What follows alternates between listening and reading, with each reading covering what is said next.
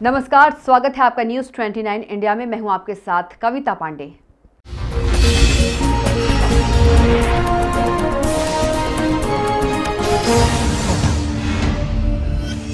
और अब बात राजस्थान की। राजस्थान में चल रही सियासी उठापटक के बीच एक बड़ी खबर सामने आई है, जहां मुख्यमंत्री अशोक गहलोत के बड़े भाई अग्रसेन गहलोत के घर और फार्म हाउस पर ईडी ने छापामार कार्रवाई की है। बताया जा रहा है कि ईडी ने बुधवार को 7 करोड़ के फर्टिलाइजर स्कैम मामले में कार्रवाई को अंजाम दिया है।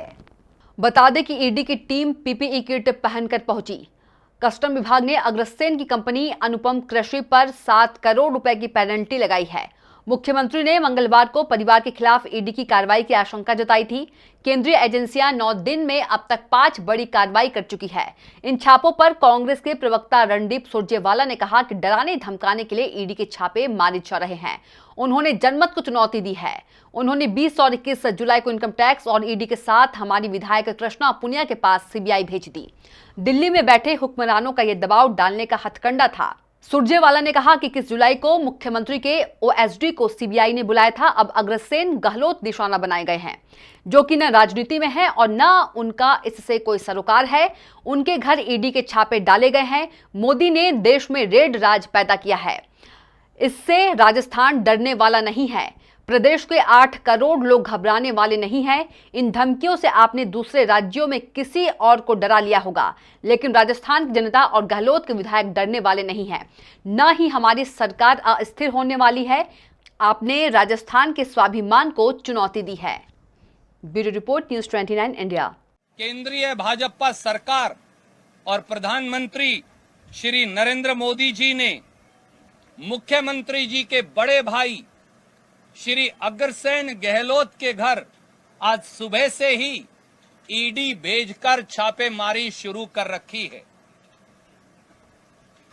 दोस्तों, याद करिए, जैसे ही राजस्थान में भारतीय जनता पार्टी का चुनी हुई सरकार को गिराने का षड्यंत्र शुरू हुआ, तो 13 जुलाई 2020 को इनकम टैक्स और ईडी के छापे मारे गए। कांग्रेस नेता राजीव अरोड़ा पर, धर्मेंद्र राठौड़ पर और इस फेयरमाउंट होटल के मालिक रतन शर्मा पर डराने का, धमकाने का, दबाने का, कुचलने का प्रयास किया गया। जब उन्हें लगा वो इस षड्यंत्र में कामयाब नहीं होंगे, क्योंकि उन्होंने राजस्थान की अस्मत को चुनौती दी है, राजस्थान के स्वाभिमान को चुनौती दी है, प्रजातंत्र को चुनौती दी है, जनमत को चुनौती दी है, तो फिर उन्होंने 20 और 21 जुलाई 2020 को इनकम टैक्स और ईडी के बाद सीबीआई भेज दी। हमारी एक विधायिका साथी, जिन्होंने खेल के क्षेत्र में देश का और राजस्थान का नाम रोशन किया, कृष्णा पुनिया जी से 21 और 22 जुलाई 2020 को जबरन सीआईडी की टीम्स भेजकर जांच करवाई गई। 20 और 21 जुलाई 2020 को सीबीआई की उनसे पूछताछ की गई। सब जानते हैं सीबीआई की ये 20 और 21 जुलाई की कृष्णा पुनिया जी से पूछताछ दिल्ली में बैठे हुक्मरानों और निरंकुश शासकों का विधायकों पर दबाव डालने का एक हथकंडा था। इसके बाद कल 21 जुलाई 2020 को सीबीआई मुख्यमंत्री श्री अशोक गहलोत के ओएसडी श्री देवाराम को पूछताछ के लिए बुलाती है।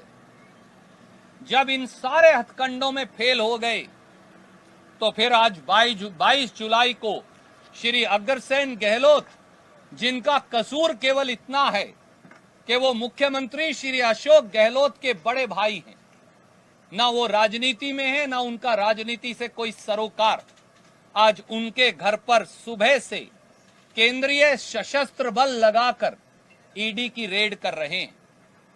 सीआरपीएफ और बीएसएफ को वो साथ लेकर आए।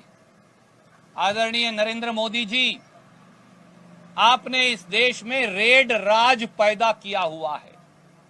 आपके रेड राज से राजस्थान डरने वाला नहीं। आपके रेड राज से राजस्थान की 8 करोड़ जनता घबराने वाली नहीं। आपके रेड राज से, आपकी ईडी, आपके इनकम टैक्स, आपकी सीबीआई, जो भाजपा के अग्रिम संगठन हैं, जब सब कुछ फेल हो जाता है, जब पार्टी फेल हो जाती है, जब भाजपा का नेतृत्व फेल हो जाता है, तो ईडी, सीबीआई और इनकम टैक्स आगे आ जाते हैं। राजस्थान के मुख्यमंत्री अशोक गहलोत, राजस्थान के बहादुर विधायक डरने वाले नहीं। तो आप देखते रहिए न्यूज़ 29 इंडिया, एक देश सारे प्रदेश।